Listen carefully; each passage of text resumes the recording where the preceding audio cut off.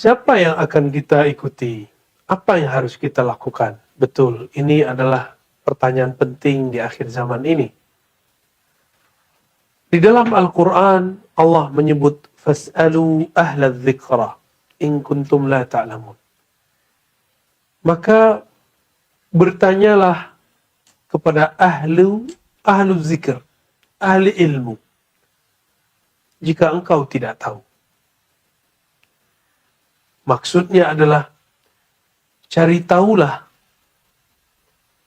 kepada orang yang tahu. Carilah, ambillah tunjuk ajar kepada orang-orang yang mengerti jika engkau tidak tahu. Ilmu ini, sahabat-sahabatku, bukan ilmu membaca kitab. Ilmu ini bukan ilmu membaca peta politik dunia. Ilmu ini bukan hanya sekedar membebaskan negeri kita dari pandemi. Ilmu ini lebih daripada itu. Di luar sana ada janji Allah mengenai musuh yang besar. Ada Al-Mahdi palsu, ada Al-Masih yang palsu, yaitu Dajjal. Maka bagaimana cara kita menghadapinya? Kepalsuan itu, Nabi mengatakan, surganya neraka, nerakanya surga. Bagaimana cara mengetahui itu? Nabi mengatakan, di jidatnya, di keningnya tertulis kaf, fa, ra, kafir. Yang yaqra'uhu, yang dibaca, mampu dibaca oleh orang yang bisa baca tulis ataupun yang tidak bisa baca tulis. Apa maknanya ini? Itulah pembacaan kolbu. Maka siapkanlah kolbu dengan melatihnya menyebut nama Allah, mengenal yang punya nama Allah SWT, mendekat kepada orang-orang yang menyimpan nama-nama ini. Belajar kepada orang-orang yang mengakses nama-nama Allah Subhanahu wa ta'ala ini. Jangan jauh-jauh darinya.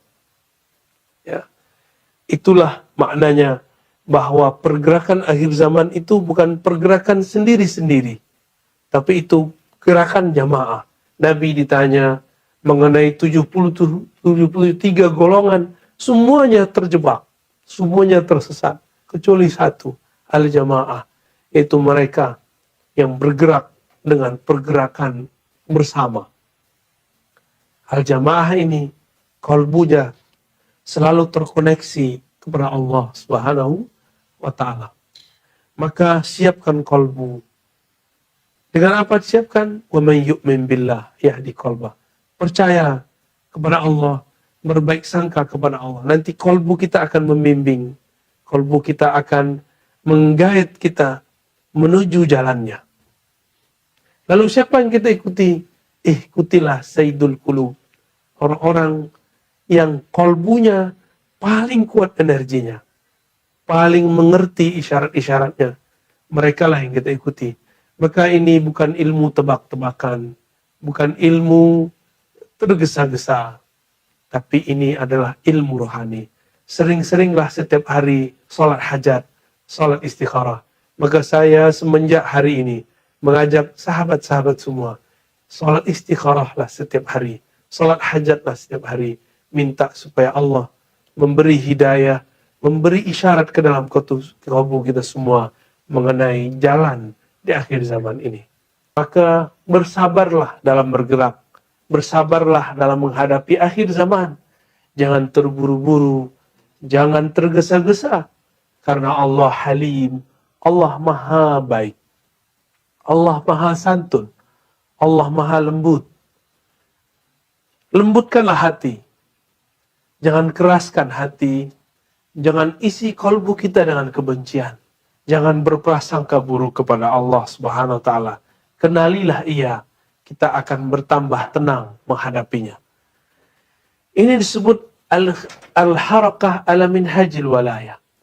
Wali-wali ini diberikan perangkat-perangkat batin dalam dirinya, yaitu ketajaman kalbu, kebantapan rohani, kekuatan-kekuatan jiwa. Sahabat-sahabatku yang dimuliakan Allah, puan-puan, tuan-tuan dimanapun berada, apa yang kedua yang menopang Islam, iman, ihsan, yaitu pergerakan yang mempunyai cita-cita mulia, yaitu menyongsong, menyambut al-khilafah ala minhaj an-nubuwah, kekhalifahan yang berdasarkan kenabian. Apa maknanya ini? Gerakan untuk menyongsong munculnya khilafah akhir zaman itu tidaklah kemudian dapat direncanakan, diinginkan serta-merta. Meskipun ada 7 miliar manusia mengangkat seorang pemimpin yang disebut Mahdi, jika Allah tidak mengizinkannya, maka tidak akan terwujud sama sekali. Maka jangan terpancing dengan anggapan-anggapan, mimpi-mimpi, dengan pergerakan-pergerakan yang tergesa-gesa mengatakan pemimpin dia adalah Al-Mahdi, imam dia adalah Al-Mahdi.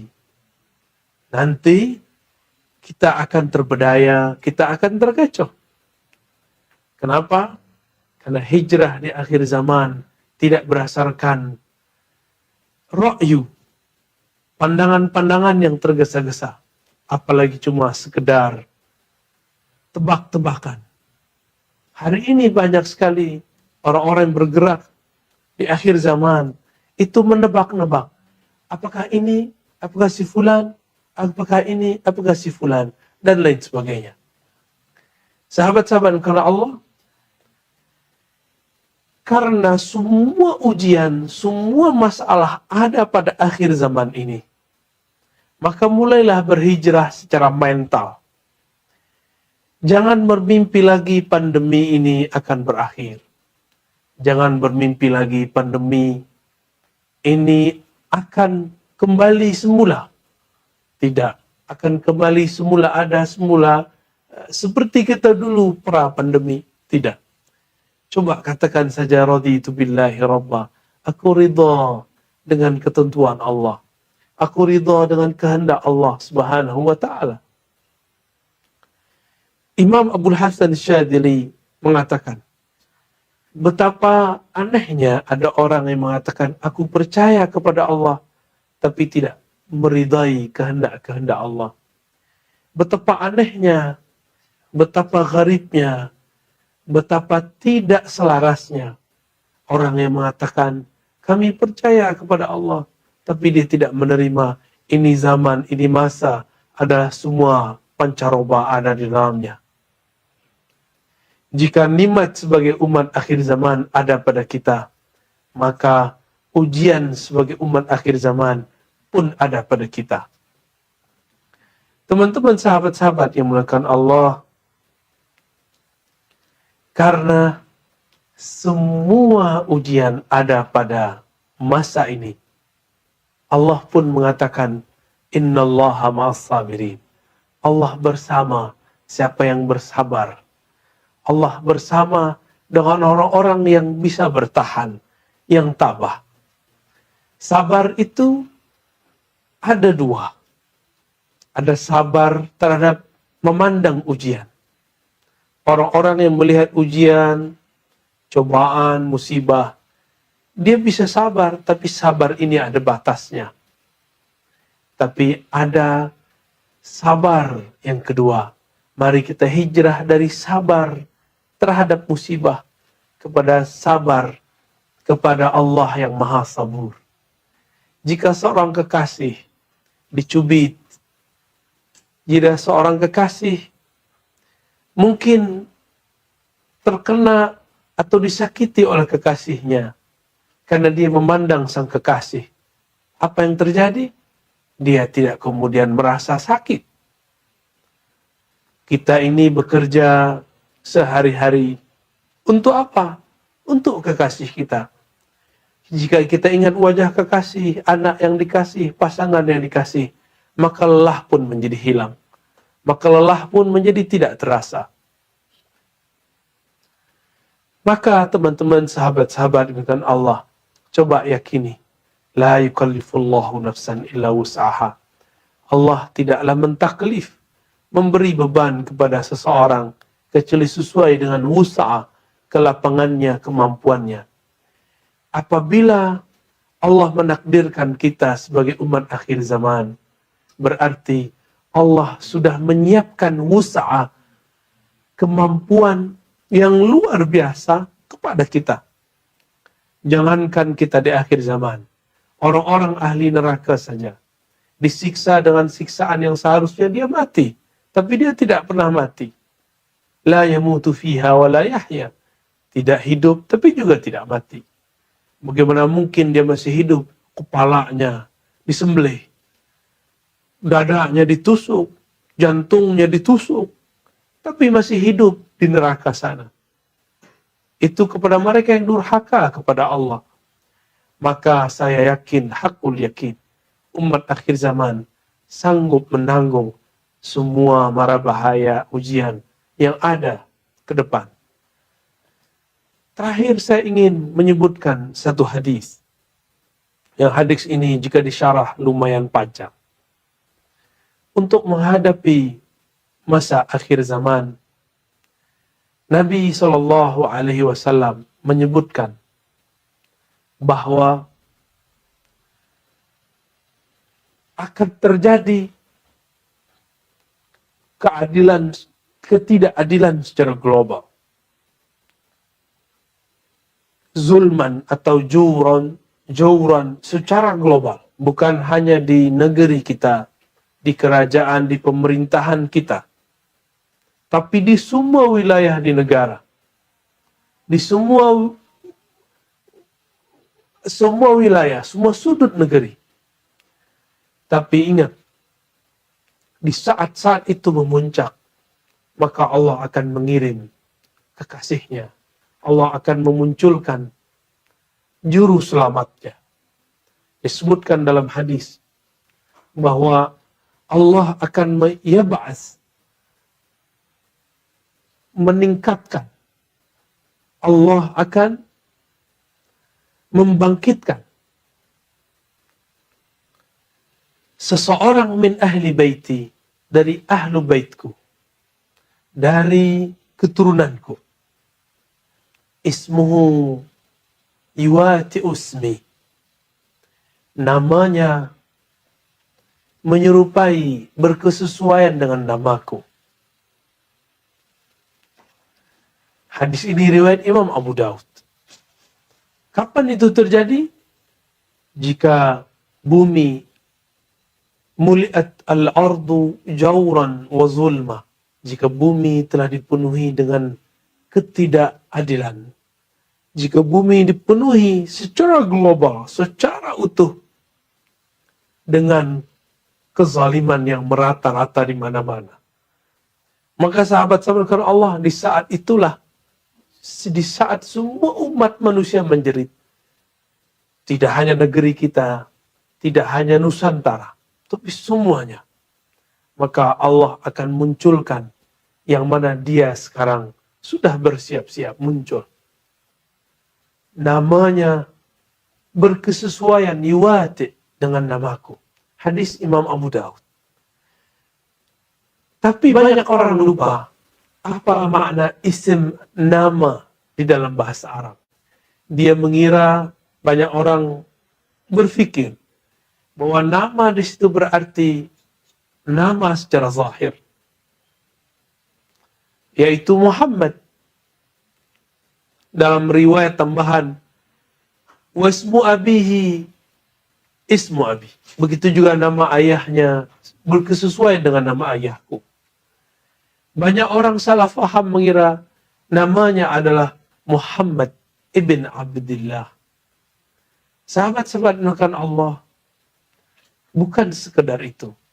Mari kita yang pernah belajar kitab-kitab Arab, teks-teks Arabiyah, atau disebut juga kitab-kitab Arab gundul, kitab kuning. Al-Imam Al-Bajuri, Imam Al-Bajuri ini salah satu syekh yang besar di Al-Azhar di masanya. Beliau mempunyai hasyiah yang banyak.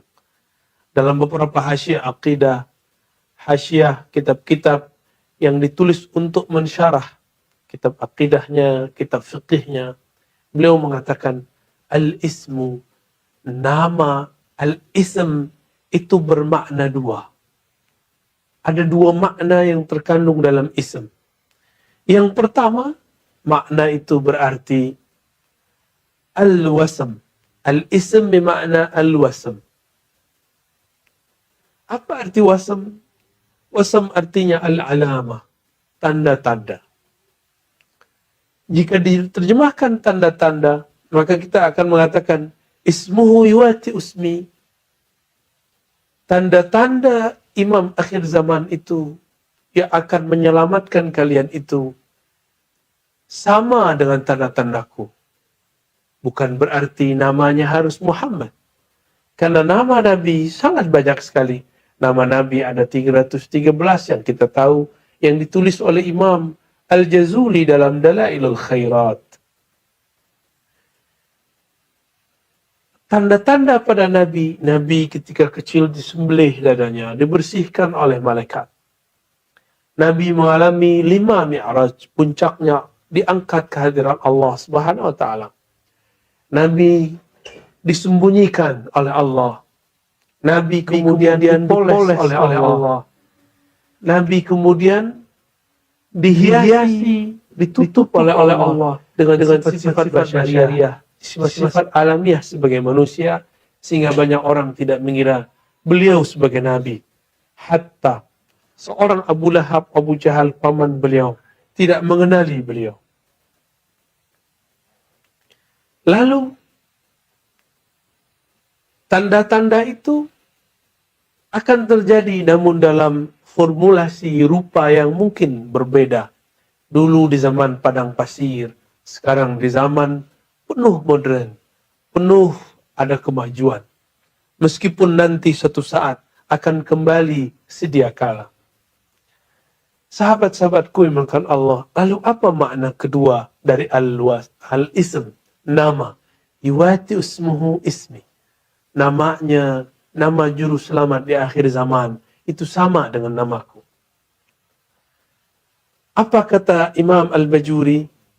Beliau berkata, al-ismu bimakna as-sumung.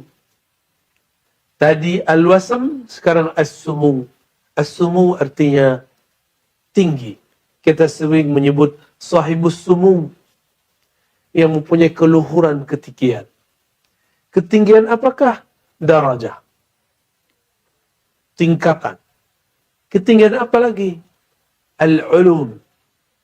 Ilmu-ilmu yang dipunyainya. Karena yang diangkat itu yarfa'illahu alladhina amanu walladhina utul ilma darajat. Yang diangkat itu orang yang percaya kepada Allah dan orang-orang yang diberikan ilmu di dalam dirinya. Ilmu itu mulia tergantung objeknya. Jika objek ilmu itu berkaitan terhadap sesuatu yang mulia, maka dia mulia. Jika ilmu itu berkaitan dengan sesuatu yang tidak mulia, maka dia tidak dianggap siapa saja. Ilmu yang paling mulia, kata Imam Al-Ghazali, asyraful ulum, al-ilmu billah. Ilmu yang paling mulia adalah ilmu mengenal Allah. Mengenal Allah pun ada 4 ilmunya. Ada al-ilmu bil af'al, ilmu mengenai perbuatan-perbuatan Allah yang bisa disaksikan secara kasat mata. Ada yang kedua, al-ilmu bil asma, ilmu mengenai nama-namanya. Allah mempunyai banyak nama. Beberapa ditulis dalam hadis, ada 120, ada 99 nama. Semakin tinggi pengenalan seseorang terhadap nama-nama tersebut, maka semakin tinggi darajahnya di sisi Allah, apalagi di sisi manusia. Maka perhatikan orang-orang sekitar kita, ulama-ulama sekitar kita. Di antara ulama itu ada yang lebih mulia dari yang lain. Itu adalah rahasia yang ada di dalam jiwanya, dirinya. Jika di dalam dirinya ada ma'rifatul asma', mengenal nama Allah lebih tinggi daripada yang lain, maka dia Allah angkat lebih tinggi daripada ulama yang lain. Ada yang ketiga, ma'rifatus sifat, mengenal sifat-sifat Allah yang disebutkan dalam hadis qudsi riwayat Imam Al-Bukhari. La yazalu 'abdi yataqarrabu ilayya bin nawafil. Senantiasalah hamba-hambaku mendekatkan diri kepadaku dengan nawafil, dengan disiplin terhadap amal-amal yang tidak wajib, tapi dia kemudian mewajibkan kepada dirinya, sehingga aku mencintainya, jatuh cinta kasih sayangku kepadanya. Apabila demikian, aku robah, aku ganti, aku ambil sifatnya, aku ganti dengan sifatku. Aku ambil samaknya, aku ganti dengan samakku. Sama pendengaran. Maka pendengaran orang ini bukan lagi mendengar dengan telinga fisik. Dia sudah mendengar dengan samaknya Allah. Basarnya menjadi basarku. Basarnya hanya memandang terbatas kepada dinding, kepada jarak. Sekarang basarnya sudah mampu menembus jauh. Dulu dicontohkan kepada sahabat Nabi Umar. Betapa hebatnya Sayyidina Umar. Dia berkhutbah di Madinah Al-Munawwarah. Panglima perangnya sedang ada di Irak, sedang ada di Syam. Lalu dia memanggil, ya Jariyah, wahai Panglima Jariyah, naiklah ke gunung. Dan betapa beningnya, betapa bercahayanya hati Jariyah. Jarak yang jauh itu pun dia bisa mendengarkan suara Umar, suara Amirul Mukminin radhiyallahu ta'ala anhu. Sahabat-sahabatku yang dimuliakan Allah, ilmu-ilmu seperti ini akan turun di akhir zaman. Inilah yang dikatakan ilmu mengenai sifat. Maka orang-orang ini ruhaninya sangat dekat kepada Allah. Dia mempunyai pengenalan terhadap sifat-sifat Allah. Dan yang terakhir adalah ma'rifatuz zat. Ruhani mereka dekat dengan zat Allah subhanahu wa ta'ala. Mereka kenal kepada Allah subhanahu wa ta'ala. 4 ilmu inilah yang dimiliki oleh al-imam di akhir zaman. Ilmu ma'rifatul af'al, mengenal af'al Allah, perbuatan Allah, asma Allah, sifat Allah, dan mengenal zat Allah. Mungkin ada yang bertanya di hatinya, Ustaz, Buya, Syekh, bukankah kita tidak boleh memikirkan zat Allah? Betul, berfikir dengan ra'yu, dengan akal. Sedangkan mengenal tidak mesti dengan akal. Kita ada yang mengenal dengan pandangan fisik, disebut empirik, hissi.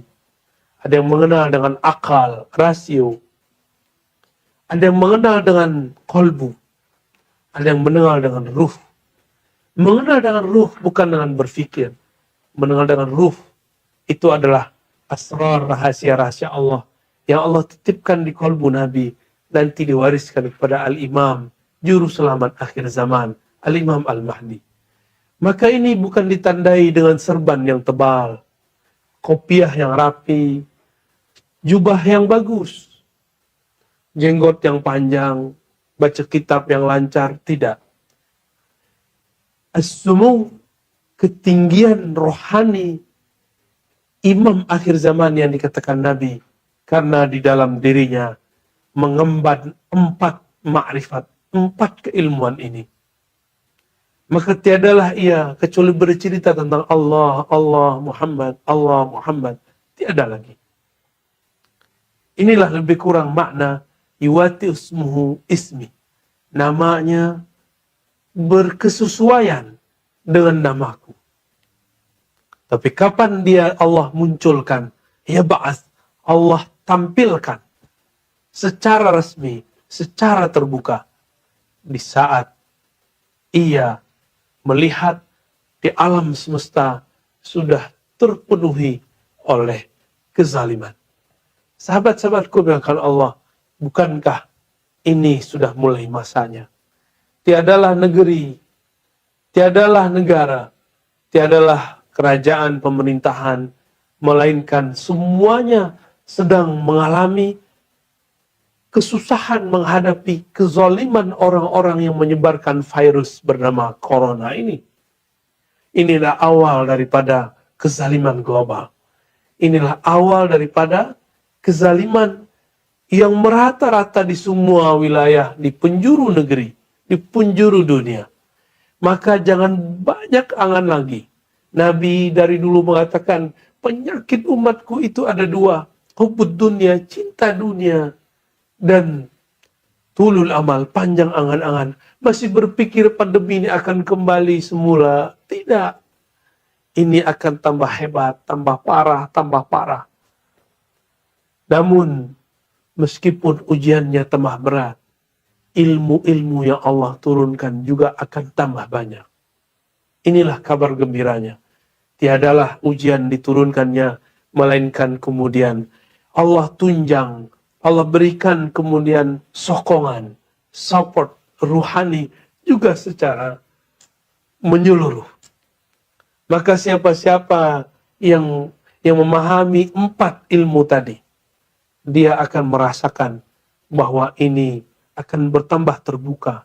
Dahulu orang berbicara tentang nama Allah, sifat Allah, ada di surau-surau, di pondok-pondok kecil, di penjuru-penjuru desa, penjuru-penjuru negeri, sangat terkucil. Sekarang orang berbicara di tengah-tengah kota besar, di tengah-tengah pemukiman penduduk, bahkan berbicara melalui sosial media. Maka kita juga harus hati-hati, ilmu manakah yang murni. Ilmu yang murni tentu ilmu yang terhubung secara sanad silsilah kepada baginda Nabi sallallahu alaihi wasallam. Kembali ke hadis tadi. Nabi sallallahu alaihi wasallam mengatakan Allah akan mengutus juru selamat. Karena hadis ini, maka banyaklah orang di banyak wilayah, termasuk di Indonesia, di Malaysia. Di Malaysia sudah banyak dulu ada gerakan-gerakan, organisasi-organisasi, jamaah-jamaah yang ingin menyongsong kemunculan Al-Mahdi. Kita kenal ada Darul Arqam. Di Indonesia juga ada. Ada macam-macam tarekat ini, tarekat itu, pergerakan ini, pergerakan itu. Di Mesir juga ada. Di wilayah sana, bahkan sekarang yang sedang ramai dibicarakan Afghanistan. Semuanya sedang menunggu-nunggu itu. Tapi ingat, sahabat-sahabatku, kita tidak boleh ikut orang banyak. Kita tidak boleh tergesa-gesa. Kita tidak boleh berpikir secara ra'yu. Ini bukan pergerakan ekonomi. Ini bukan pergerakan politik murni. Ini pergerakan nubuwat. Nubuwah itu mutlak diatur oleh Allah. Maka suka-suka Allah. Inilah yang dimaksud dengan Al-Mahdi. Orang yang di-guidance oleh Allah. Orang yang di-guide oleh Allah. Orang yang pergerakan dia, bahkan dia pun tidak bisa memilih dia mau kemana. Dia digerakkan oleh Allah. Dia diarahkan oleh Allah. Dia sudah disetting oleh Allah. Mana mungkin seorang Al-Imam Al-Mahdi sekarang kemudian sudah publish dirinya di YouTube. Sudah mengaku-ngaku dengan mimpi-mimpinya, dengan pergerakan-pergerakannya. Tidak mungkin. Jika iya, maka akan terjadi seperti di zaman Rasul. Ketika masih kecil, apa kata Nabi? Dulu waktu aku kecil, waktu remaja, ada seorang pendeta bernama Buhairah memarahi Abu Talib. Karena Abu Hurairah membaca ada tanda-tanda kenabian pada Nabi Muhammad SAW yang masih remaja, masih belia. Apa kata beliau? Wahai Abu Talib, bawa segera pulang anakmu. Karena jika tanda-tanda ini dibaca oleh Yahudi, maka mereka akan membunuhnya. Maksud saya sederhana. Karena sekarang masa yang genting, masa yang darurat, orang semuanya panik. Di saat panik, jangankan orang awam, Bahkan beberapa ulama pun percaya. Beberapa orang-orang yang mengaku Al-Mahdi itu dialah Al-Mahdi. Padahal Al-Mahdi tidak dengan diaku-aku. Al-Mahdi orang yang di-guidance. Di Quran ada satu rumus, surat At-Taghabun. Wa may yu'min billah yahdi qalbah. Bahkan lafaz awalnya, ma asaba min musibatin illa biiznillah. Tidaklah Allah menguji, Allah menurunkan musibah kepada seseorang kecuali dengan izinnya. Maka pandemi ini meskipun makar dari musuh-musuh Allah, tapi memang Allah mengizinkannya. Berarti di balik itu ada hadiah-hadiah besar. Apa hadiah besar? Wa may yu'min billah yahdi qalbah. Siapakah di antara kita, saya, saudara-saudaraku, sahabat-sahabatku semua, yu'min, percaya bahwa ini sudah diatur oleh Allah. Yahdi qalbah. Allah akan gerakkan, Allah akan hadikan, hidayahkan kalbunya. Orang-orang yang diberi hidayah kalbunya disebut al-mahdiyin. Orang-orang yang di-guidance kalbunya. Mereka pun tidak bisa memilih. Allah lah yang memilihkan untuknya. Itulah makom para pecinta. Itulah kondisi orang-orang yang sudah larut, yang sudah karam dalam cinta kepada Allah Subhanahu wa ta'ala. Dia tidak lagi memilih dengan pikirannya sahaja. Apalagi cuma berdasarkan tebak-tebakan, cocok-cocok logi, munasabat-munasabat yang tidak sahihah. Dia bergerak berdasarkan anjuran-anjuran, gerak-gerak dari Allah Subhanahu wa ta'ala. Karena Allah berdialog tidak lewat akal seseorang. Bahkan Allah pun kepada kalbu hanya kemudian memberikan hidayah. Hidayah itu berisi simbol-simbol. Tapi Allah berkalam lewat ruh. Kalamnya tidak berhuruf, tidak bersuara. Isinya isyarat-isyarat semata diterjemahkan dalam kalbu. Itulah makna wa may yu'min billah yahdi qalbah. Jika engkau percaya kepada Allah, maka Allah akan tata kalbumu. Allah akan bantu arahkan kalbumu. Sahabat-sahabatku yang mulakan Allah, di akhir zaman ini jangan terkecoh, karena akan banyak yang mengaku dirinya Al-Mahdi. Dirinya sebagai orang yang diberi petunjuk. Maka salah satu hijrah kita di akhir zaman, jangan tergesa-gesa. Minta petunjuk kepada Allah. Minta khutuwat-khutuwat, harokah-harokah, langkah-langkah yang dibimbing langsung dari Allah Subhanahu wa ta'ala. Jika Nabi SAW mengatakan min sa'adatil mar'i ayyastakhira ila Allah fi amri.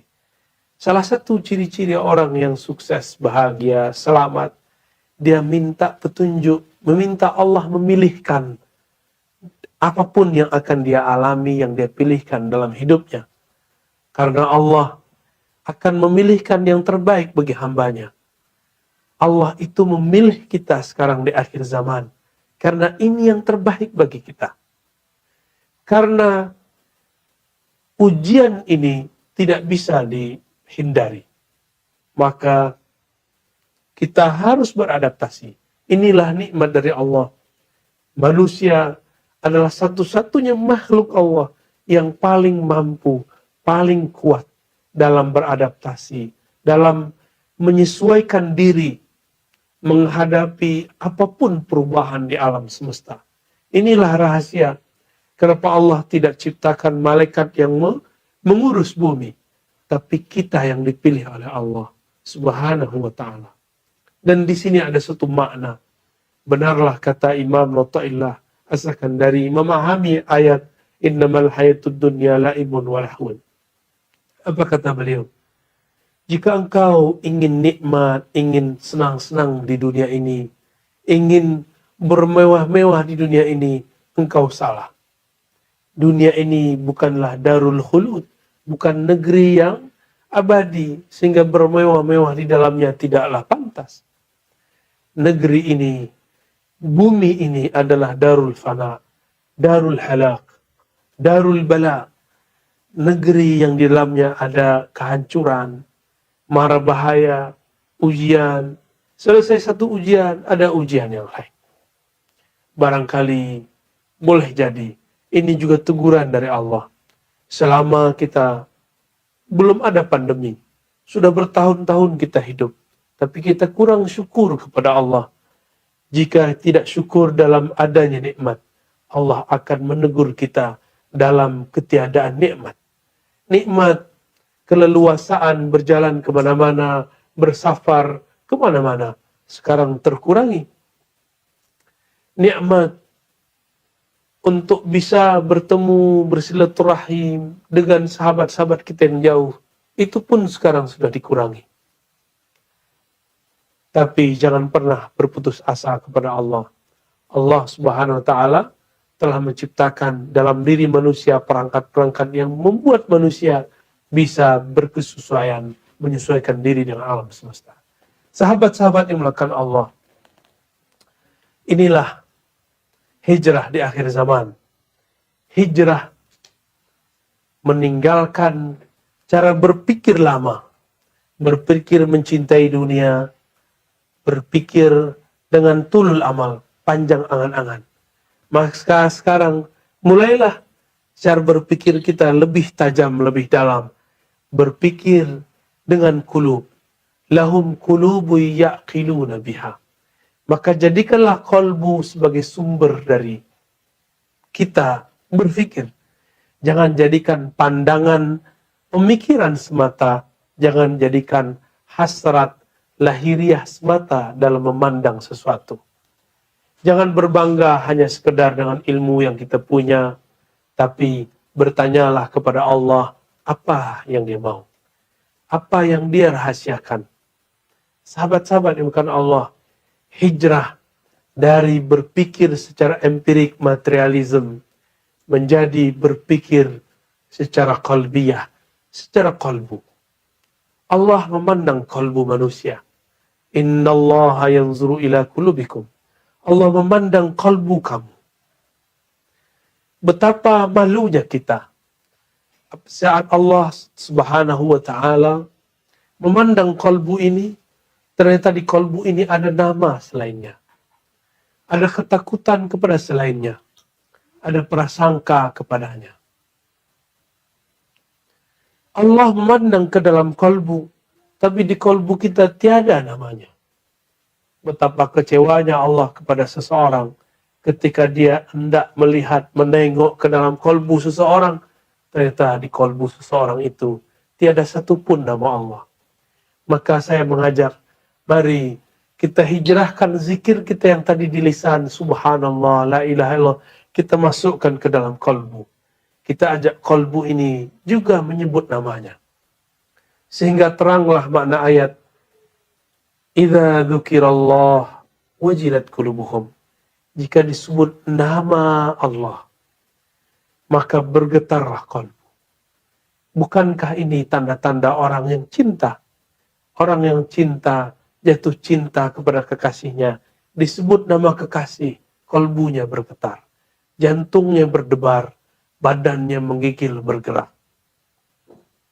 Muncullah kerinduan, muncullah keinginan, ingin liqa, ingin bertemu.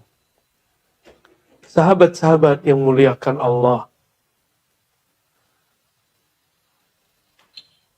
apabila kita sudah hijrah dari membaca nama Allah dari lisan, kemudian masuk ke dalam kolbu, maka kita pun juga harus hijrah secara zon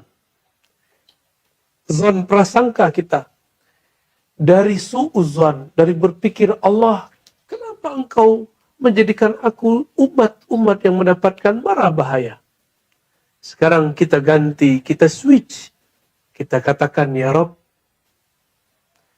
pasti ujian ini adalah cara engkau untuk memperkuat jiwa kami. Orang yang biasa menempa dirinya dengan latihan-latihan fisik, Jika berlatih dengan fisik, sehari push up kita 10 kali, 40 kali. Selama sepekan, seminggu, 7 hari, sebulan, maka akan muncul otot yang kekar, badan yang kuat selama 40 hari.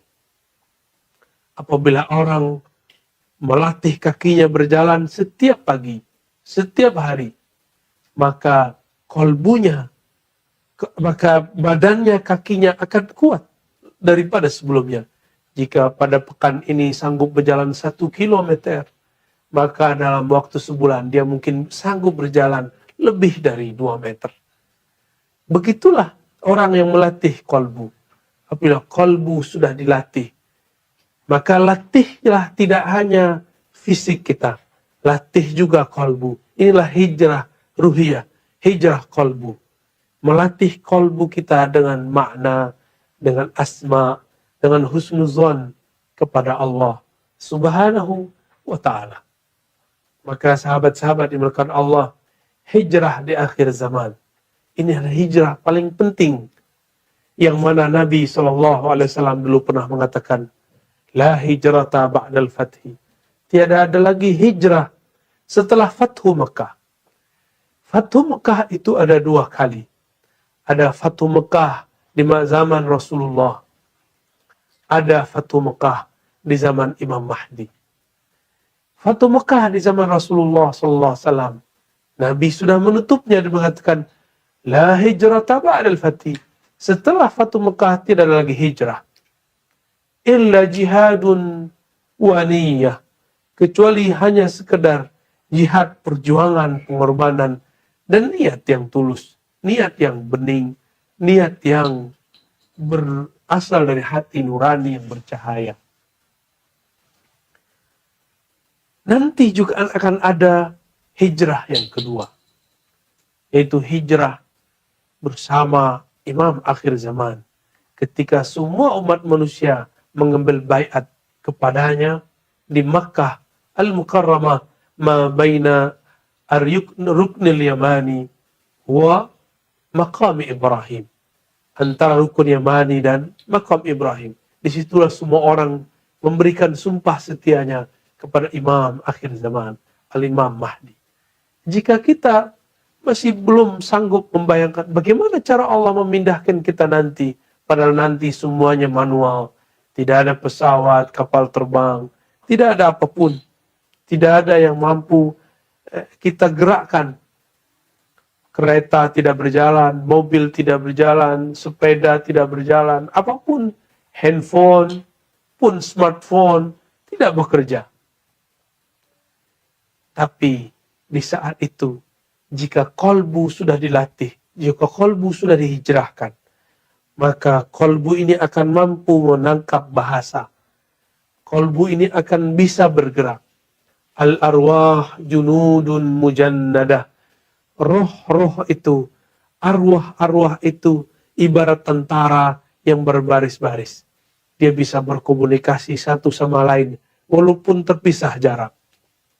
Maka sebelum zaman itu terjadi, sahabat-sahabat kemuliaan Allah, mari dari hijrah akal ke dalam kolbu, hijrah kolbu kepada ruh kita. Maka nanti Allah akan berikan smartphone sejati, smartphone hakiki, yaitu kemampuan komunikasi kolbu kita, ruh kita dengan Allah Subhanahu wa ta'ala. Inilah yang Allah berikan kepada Sayyidina Umar tadi, yang bisa berdialog jarak jauh. Inilah yang diberikan kepada seorang ibu yang tulus mendidik anaknya, merawat anaknya. Jarak jauh pun dia bisa merasakan firasat kejadian tentang anaknya. Maka sahabat-sahabat Allah, inti kajian kita pada pagi ini adalah mari hijrah dari dunia, cinta kepada material, cinta kepada diri yang zahir, kepada yang batin. Mencintai dunia kepada mencintai Rabbud dunia. Dari tulul amal, panjang angan-angan, kita hijrah kepada berfikir secara hidayah dari Allah Subhanahu wa ta'ala.